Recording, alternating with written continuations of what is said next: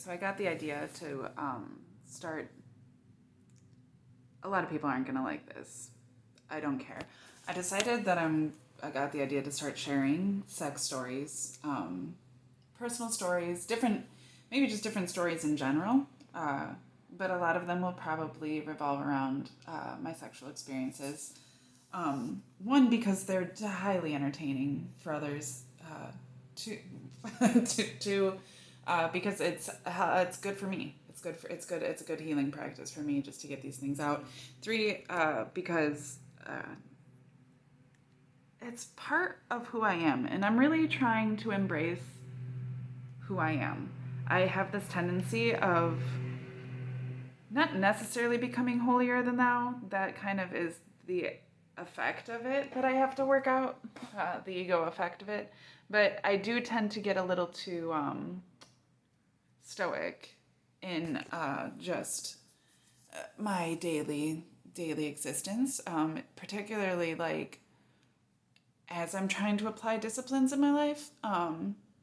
And I am trying to find a balance. Okay, I can be stoic and I can find balance and I can have discipline and also enjoy myself. And part of that is going, or part of the process at least, is going to be just being able to accept who I am, what I like, how I am, and to not have to suppress those things in order to feel valid. So sharing these stories is a way of me not suppressing those things, particularly because I will go back and forth between being just particularly deplorable and being quite upright. And I believe that I can stand upright and with confidence and with a sense of dignity and integrity while still being the person that I am, and having the past that I've had, the experiences that I've had, the tendencies that I have. All of those things make me who I am. Right? The same sort of thing, like this is what I look like right now because I got up and tied my hair up in a knot and threw on a fucking flannel and I've been chilling out. So this is not me trying to impress anyone, and these stories are also not trying to impress anyone. They're more than anything me trying to accept myself for who I am and who I've been. So I'm not going to say any names. I will try my hardest not to even particularly allude to who the individuals involved in these stories are. If you know, you know. But for the most part, this is just for me. I'm not trying to call anybody out. I'm not trying to embarrass anybody. Um, you know, with these stories, except myself. Uh, Mostly it's just for entertainment. But again, this is all just important for me. Okay, so I think I'm going to start with the most recent experience. As I got the idea, I was like, oh goodness, I have a wealth of experiences that I could share that are highly entertaining. Um, I don't even know where to begin. And, the classic, the great Midwestern classic, Escanaba de Moonlight, a movie with Jeff Daniels, is there's a quote in there that says, if you don't know where to begin, go back to the beginning. I guess that kind of defeats the purpose because I'm not going to the beginning. That'd be weird. That's like some deep trauma. We'd have to really get into at that point. No, I'm gonna start the last place I was, and then I'm gonna trace my steps back because that seems to make the most sense. So I guess this is not traditionally Midwestern, just traditionally jam. Okay, so I had been celibate since May, which it is now fucking September, the end of September. Um, and I had been celibate since the beginning of May. Um, my next story will probably be me sharing those last experiences prior to becoming celibate. But I say I was celibate, and not that I am, because I broke my celibacy to. Uh, this is explicit, sorry, but y'all are just gonna have to deal with it. Because because this is also how I am. So I broke my celibacy essentially to suck this guy's dick. I didn't think that's what I was doing. I knew that's what I was doing, but I thought it was leading into something more. I didn't think that was going to be it. I thought more was going to come from it even at that time. And I also thought that we had been establishing some type of relationship, and that was going to go further, and that this was just the beginning of future engagements. Only after the fact did I realize that wasn't the case, and so that I basically broke my celibacy for very little, if not nothing. Right? So, I mean, everything's a learning lesson, but when I have bouts of celibacy, when I make vows of celibacy, and this time it wasn't just a bout, it wasn't just casually falling into it. It had been a vow that I had made to myself that I didn't want to engage in any sort of sexual behavior unless it was validating to me on a deeply personal, emotional, spiritual level. Again, I don't inherently require commitment to be part of my sexual experiences, but the casualness, and even the casualness is fine. It was the disrespect that was coming in so much of the casual experiences that was triggering to me and ultimately leaving me feeling devalued. So I determined that I did not want to engage in any more sexual activity unless I felt valued and appreciated, and that the experiences themselves were validating to the value that I hold to myself. So that was the intent, right? This is all a learning lesson. Now I can't, I suppose, just determine that out of nowhere, that's what I want out of life without going through these learning experiences. And so that's what I take it as, I'm almost 35, so the fact I haven't gotten this down is probably crazy to most. It is frustrating for me, but I don't let that get me down. I take this okay, right, this is how I learn. I'm learning.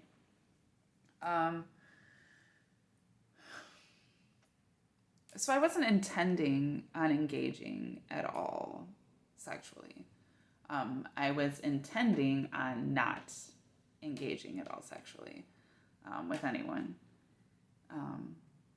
Leaving myself open for emotional exploration, but staying with a high standard and regard of self and set boundaries against casual sexual experiences, because that's ultimately what leaves me feeling objectified. And that's what I've been tired of. So I set out with the right intentions, right? To a degree. But again, I tend to be a little bit too stoic, and which leaves me less than realistic, and was actively more or less suppressing my sexuality. I'm learning now to embrace it openly without having to engage in actual sexual experiences that way. I can express my sexuality as a part of me, as it truly is, as much a part of me as any other aspect of myself is, without settling into sexual experiences that don't fulfill me. Okay, and so that's really the balance that I'm finding. So I wasn't fully matured in that understanding yet. And I'm a bit dense. I am the type of person that tends to have to experience something in order to understand it. Not always that way. Often I can learn from others' experiences. I can just consider things and learn from it that way, but often I learn through experience. And that it just is what it is. So for the past couple months, I had been working as a live-in caregiver, which I've been doing now for years, but the last couple months in particular, I was working as a live-in caregiver for my friend's mother-in-law, because she was out of the country. And okay, so sorry to those that know me closely, because you're gonna know exactly what I'm talking about. And like I said, I'm not trying to call anybody out, but hey, if you didn't want to fulfill a certain role in my story, you should have played a different role. Um, Everybody has their own choices. I'm just stating the facts. So I was working, um, pretty much just filling in for her, covering for her. Now she has her, she's an older woman, older than me. She, she's in her 60s. I think she's almost 70. Um, and but I mean, but she does everything. She's full of life. She's still fully capable. It's not like she's elderly in that sense of the word by any means. And uh, she has her life established. She's married, but her partner um, mostly lives outside of the country. He lives in his own home country, and she'll visit him. He'll visit here. But they mostly she lives as an independent single woman. Not single, but like a single individual. She's married. She has her partner, but she lives alone. She takes care of her own things. And that's how I'd always known her to be. Um, and she, I believe it was last year, that she had both of her brothers, um, who I believe she's the youngest. I think both of her brothers are older than her. I could be mistaken.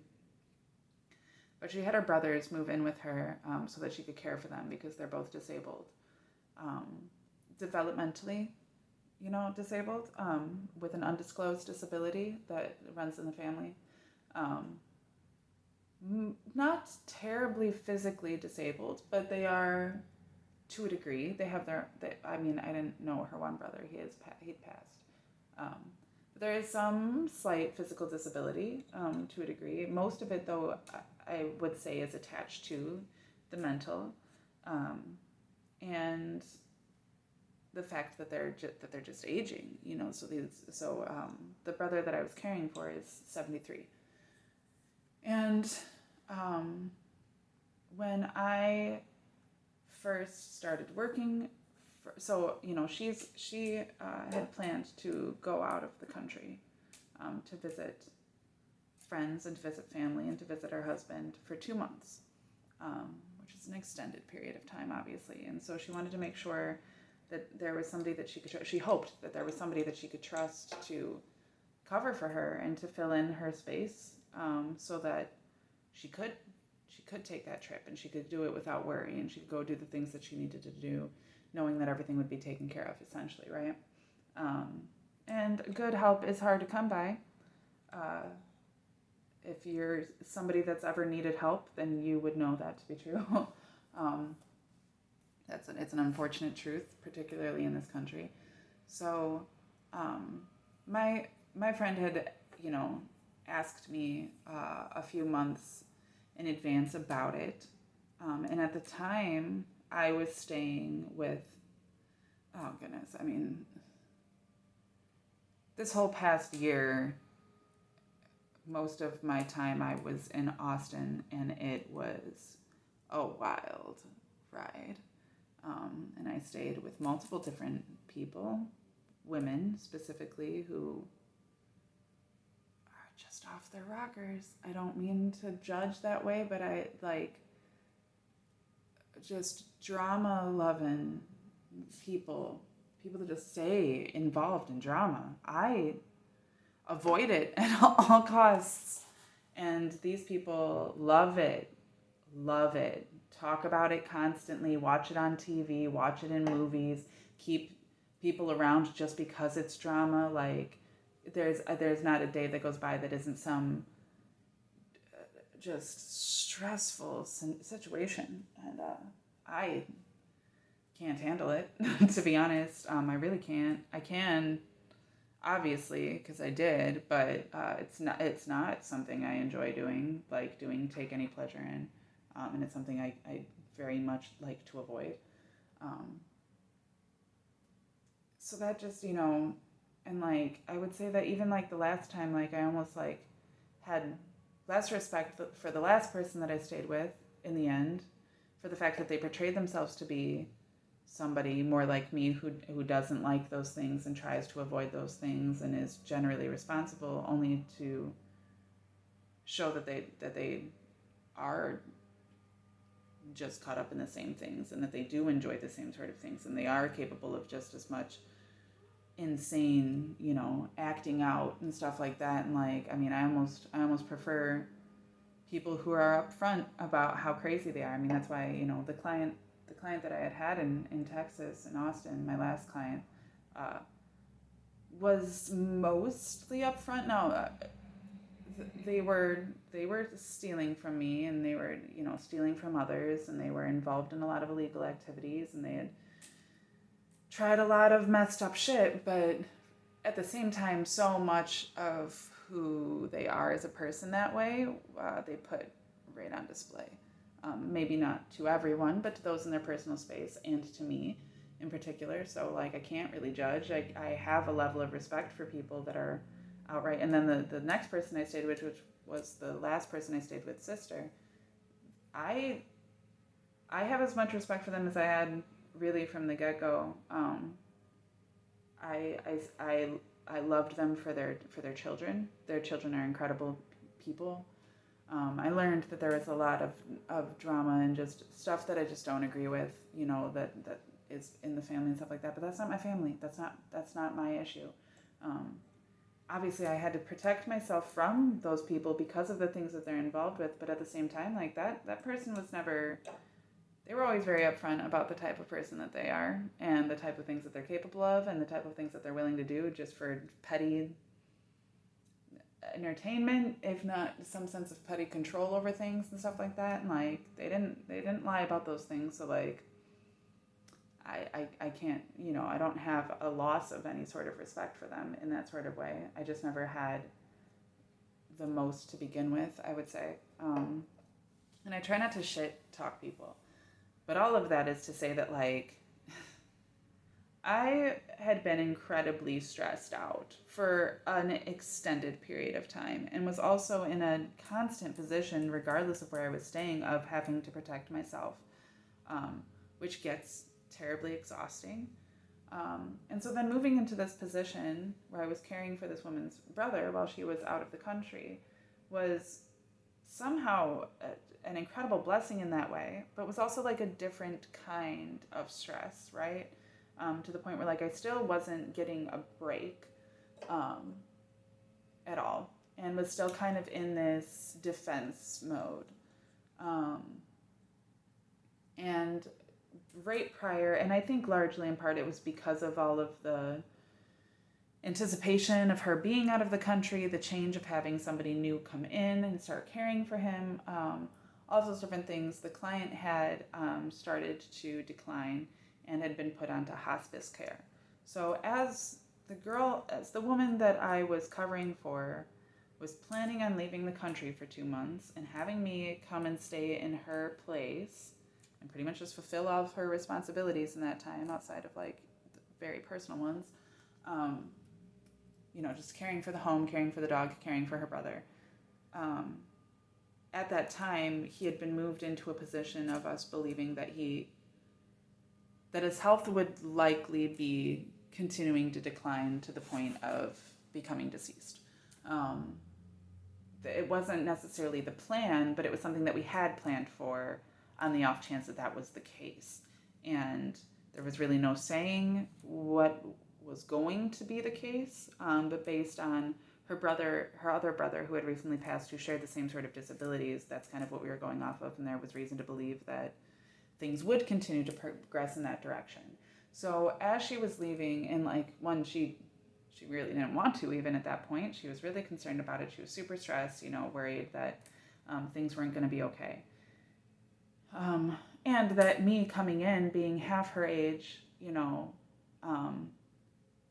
and not knowing her brother prior, and also like being practically homeless for years, and so like I haven't cared for a home, so I have that's all I do. But like my own, technically, or like, my dogs both died last year while at my parents' house. So like, those types of things I think kind of made her feel like, oh no, is this woman really going to be able to take care of this?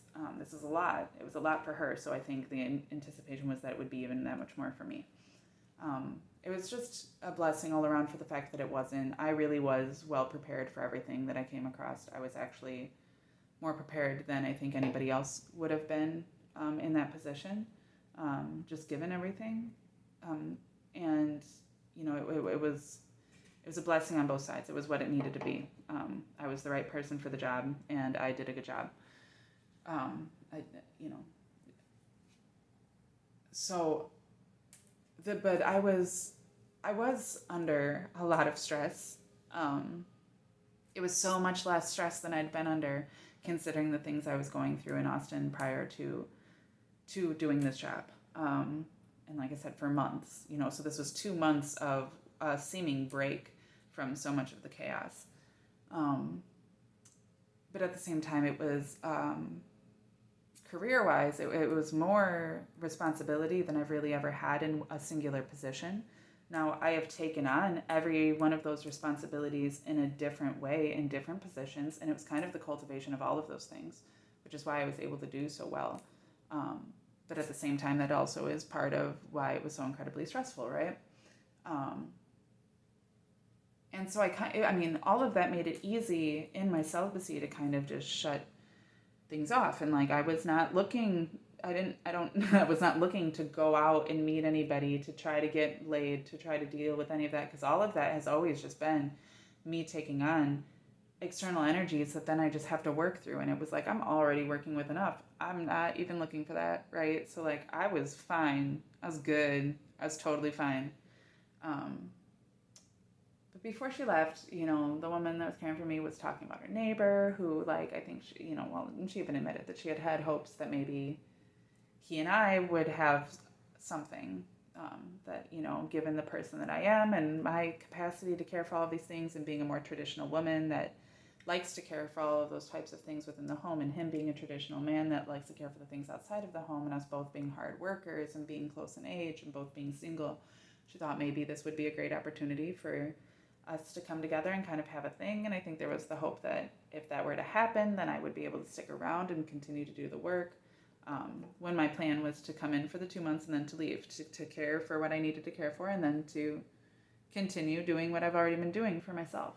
But I think that she had that slight hope that, she'd be able to kind of tie me down into, not in a bad way, but like tie me down into a sort of position with a reward of having this man be my partner. Just because the way that she, and like, I kind of sensed that from the get-go. She admitted that afterwards when she came back, that she kind of hoped that things would have gone a different direction with me and him. But, the way that she kept talking about him, she raved about how responsible he was and how much he cared for his things on top of even caring for her things as a neighbor. Really talked him up, really made him, she did a good job making him appear to be quite attractive prior to even seeing him or meeting him. And she didn't really, if she had mentioned his age, I hadn't remembered, because I remember seeing him for the first time at his house. He was taking down his patio because he was going to rebuild his patio. And when I saw him, I was like, oh, he's young. He's a young guy. Like, I thought by the way you talked about him and his maturity, his responsibility, seemed like he would probably be a dude in his 50s. And, she had mentioned that he had different women around, and she wasn't really sure what his relationship status was or anything like that. And so that was the impression that I got, but then I saw that he was actually quite young. And she was like, oh yeah, he's only 30, which is young, especially for a man. I know I'm only 34, I'm about to be 35, but men generally don't even really start to mature, like truly mature as like into their effective adulthoodness until they're about 32, and they really don't settle down until they're about 43. and that's their, I mean, they don't even physically mature fully until they're about 43. So, uh, where women tend to do those things much earlier. So he was very young, which was surprising to me. And I remember that kind of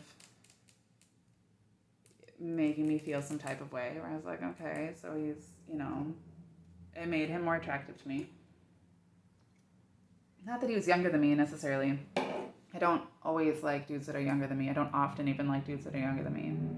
More often recently than ever, but within the last couple of years. But that's not normally been something for me.